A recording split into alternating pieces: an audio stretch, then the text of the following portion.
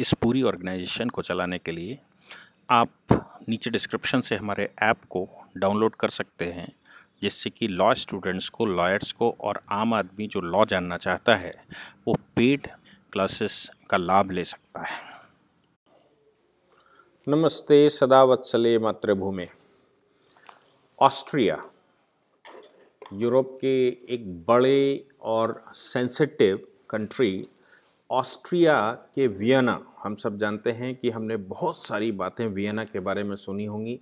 Vienna के बारे में हमने बहुत सारे कन्वेंशन सुने होंगे, वियना के बारे में बहुत सारे ऑर्गेनाइजेशंस के नाम सुने होंगे, इंटरनेशनल कोर्ट ऑफ जस्टिस का नाम सुना होगा, ये बहुत कुछ हमने सुना है।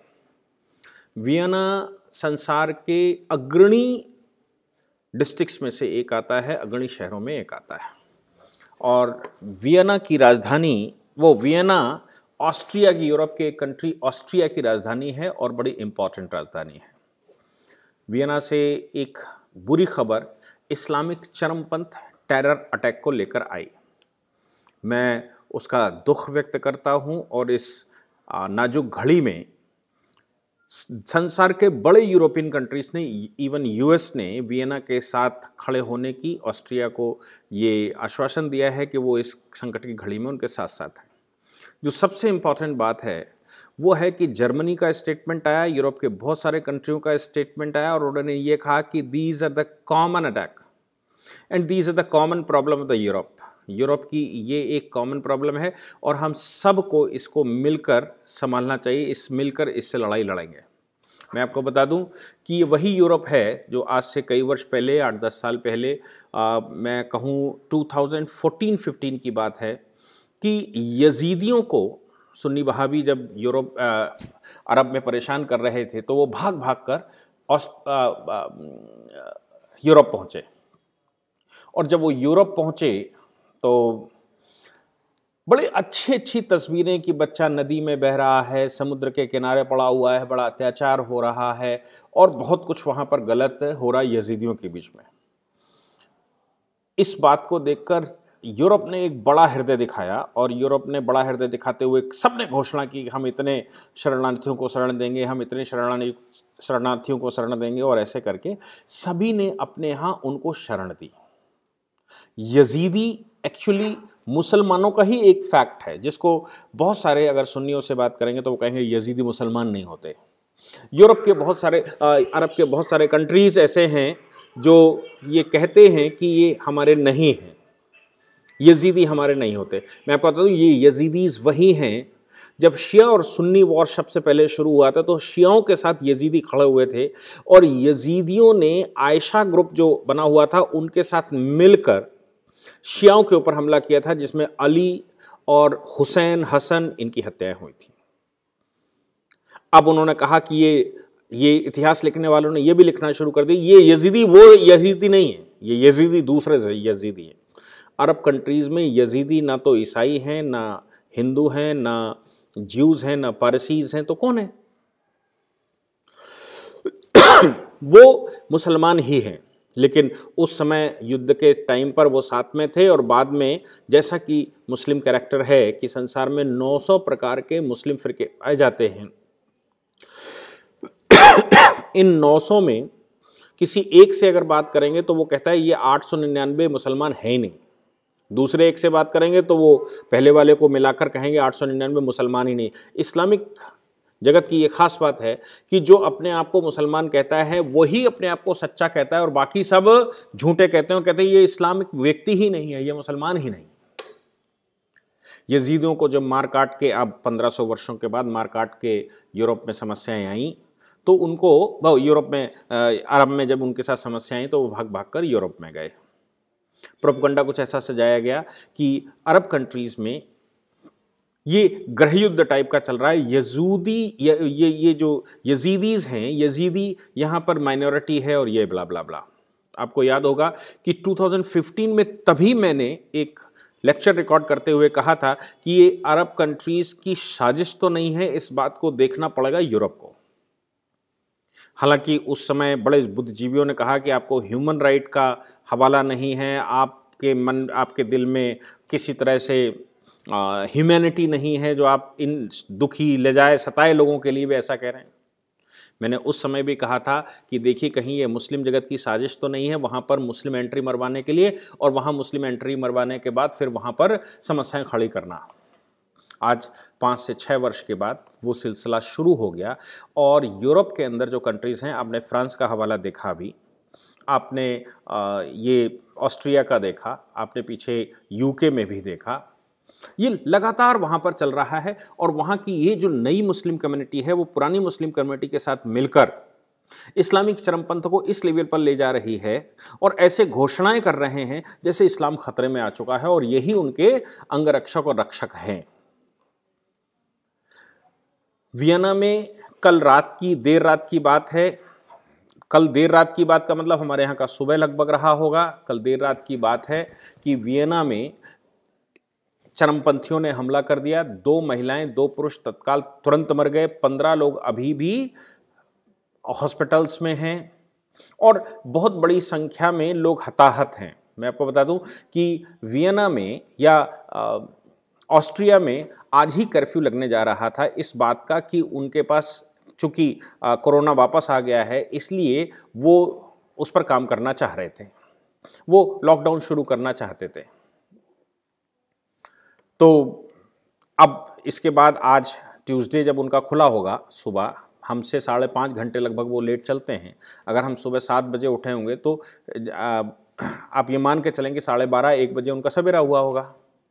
अब उनके यहाँ कहीं ऑफिसेस शुरू हुए होंगे या अभी होने वाले होंगे। सब छुट्टी कर दी गई, स्कूल्स की छुट्टी कर दी गई और सभी जगह वहाँ ताले लगा दिए गए।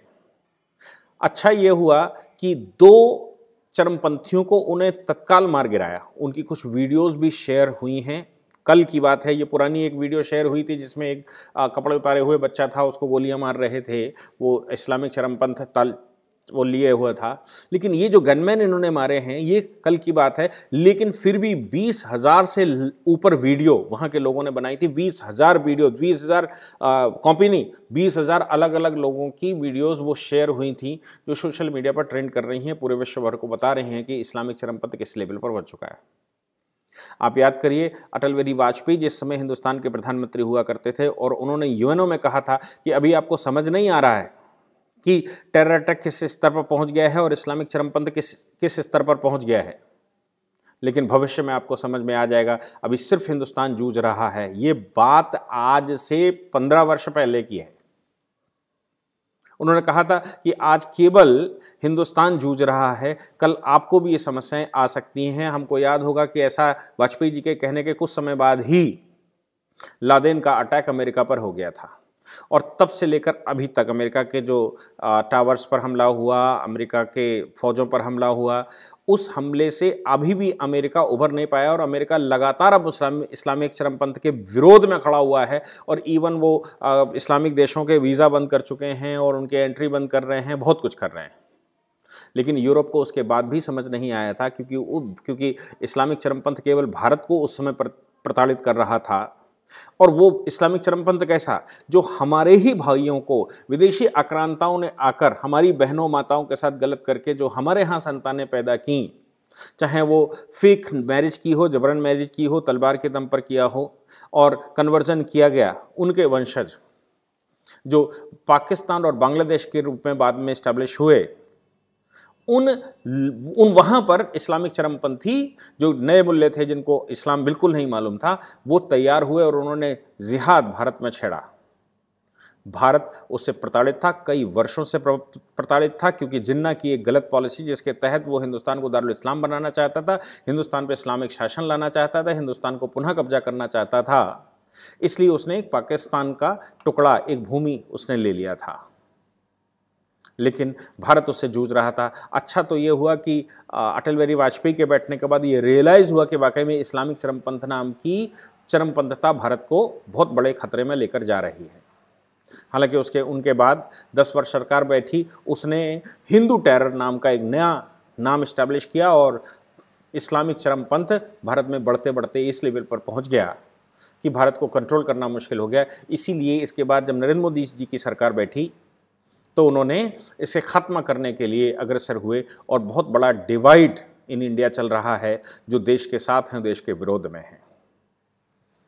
यूरोप को अब समझ में आया, आज जो यूरोप के स्टेटमेंट आए उससे ये दिखता है कि यूरोप और अमेरिका, डोनाल्ड ट्रंप ने जिस तरह से स्टेटमेंट दिया इस मामले में कि हम सब मिलकर इस टेररिज्म को ख़त्म करेंगे, पूरे यूरोप ने एकजुट होकर कहा ये हमारी कॉमन प्रॉब्लम है, ये केवल फ्रांस की या ऑस्ट्रिया की प्रॉब्लम नहीं है, ये कॉमन प्रॉब्लम है, इसको हम सबको मिलकर सॉल्व करना पड़ेगा, इनके खिलाफ हम सब मिले हुए हैं। ख़ासतौर से जर्मनी का जो स्टेटमेंट आया एंजेला मर्केल का, वो काबिल तारीफ़ है क्योंकि वो बहुत लिबरल और सोशल दिखाई दे रहे थे। इतने हमले जर्मनी पर हुए, जर्मनी बहुत बड़े संकट से गुजर रहा है इस्लामिक चरमपंथ के, फिर भी जर्मनी उस पर कोई स्टेटमेंट नहीं दे रहा था। लेकिन जिस प्रकार से जर्मनी ने ऑस्ट्रिया के फेवर में स्टेटमेंट दिया, और पीछे हम मैक्रोन को ऑलरेडी देख रहे हैं फ्रांस के स्तर से गुजर रहा है, तो अब ये दिख रहा है कि संसार दो धड़ों में बढ़ चुका है, इस्लाम वर्सेस अदर्स।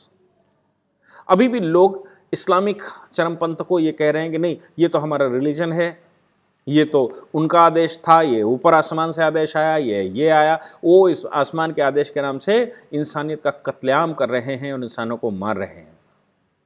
लोगों को अभी भी जो उस रिलीजन को फॉलो करते हैं उनमें भी बहुत बड़ी संख्या ऐसी है जो ये मानने को तैयार नहीं कि Islam is a problem for whole our world right now, whether it's in right interpretation और ड्यू टू रॉन्ग इंटरप्रिटेशन। आपका इंटरप्रिटेशन सही हो सकते हैं इसलिए आप सही कह रहे हैं, लेकिन there are the lot of interpretation those are wrong and that is why they are killing the people. वो 72 हूरों का इंतजार कर रहे हैं, मरने के बाद जिंदगी शुरू करने वाले लोग हैं, अल्लाह के लिए शहादत देने वाले लोग हैं, मोहम्मद के लिए गज़वा हिंद लाने वाले लोग हैं। ये बहुत कुछ गलत चल रहा है, लेकिन शुक्र है कि पूरे संसार को भारत की वो वाणियाँ जो सबसे पहले भारत ने आगाह संसार को किया था वो अब समझ में आ रही हैं जब उनके स्वयं के ऊपर बीत रही है। मुझे लगता है इन सभी मामलों में इन सभी देशों को भारत कैसे चरमपंथ से लड़ता है और किस स्तर पर लड़ता है, इसके लिए भारत से उनको सहयोग लेना चाहिए और भारत अपना डेटा शेयरिंग उनके साथ करेगा, और डेटा शेयरिंग करके मुझे लगता है अगर वो मांगते हैं तो हम उनकी सहायता ज़रूर करेंगे ताकि इस्लामी चरमपंथ से संसार लड़ सके। और आज ये आवश्यकता है कि जिस प्रकार वर्ल्ड डिवाइड दिखाई पड़ रहा है, वर्ल्ड सॉलिडरिटी दिखाए, वर्ल्ड यूनिटी दिखाए, और ये जो चरमपंथ है इस चरमपंथ को जड़ से समाप्त करे। अगर इसको समाप्त करने के लिए किसी पार्टिकुलर रिलीजन को भी समाप्त होना होता है तो मुझे लगता है कि संसार में किसी को रुकना नहीं चाहिए। क्यों? क्योंकि अगर रिलीजन के नाम से ये सब कुछ चल रहा है तो उस रिलीजन को ही समाप्त करना होगा, चाहे वो कोई किसी भी धर्मावलंबी हो, कोई भी रिलीजन को मानने वाले लोग हैं जो ये कहते हैं हम ही और कोई नहीं, जो ये कहते हैं कि हम अपने ही लोगों को बना लेंगे, जो ये कहते हैं कि हमारी बात नहीं मानोगे तो हम तुम्हारी हत्या कर देंगे, जो ये कहते हैं कि यहाँ पर हत्या करने से ऊपर हूरें मिलती हैं, जो ये कहते हैं कि नहीं हम सब कुछ ऊपर वाले ने मेरे लिए दिया उपभोग करने के लिए, जो महिलाओं का सम्मान नहीं करते, जो महिलाओं को उपभोग का साधन मानते हैं, ऐसे संसार में मान्यता रखने वाले लोगों को मुझे लगता है अगर वो कहते हैं हम फला रिलीजन के हैं और इस रिलीजन मेरा ये है, तो मुझे लगता है कि उनके खिलाफ पूरे विश्व को कार्रवाई करना पूरे विश्व की मजबूरी होगी आज। लेकिन खुशी इस बात की है कि संसार को ये समझ आया कि वाकई में चरमपंथ का भी कोई रिलीजन है, और वो कैसे है ये वियना की घटना से दिखाई दे रहा है। Thank you very much. इस पूरी ऑर्गेनाइजेशन को चलाने के लिए आप नीचे डिस्क्रिप्शन से हमारे ऐप को डाउनलोड कर सकते हैं, जिससे कि लॉ स्टूडेंट्स को, लॉयर्स को और आम आदमी जो लॉ जानना चाहता है वो पेड क्लासेस का लाभ ले सकता है।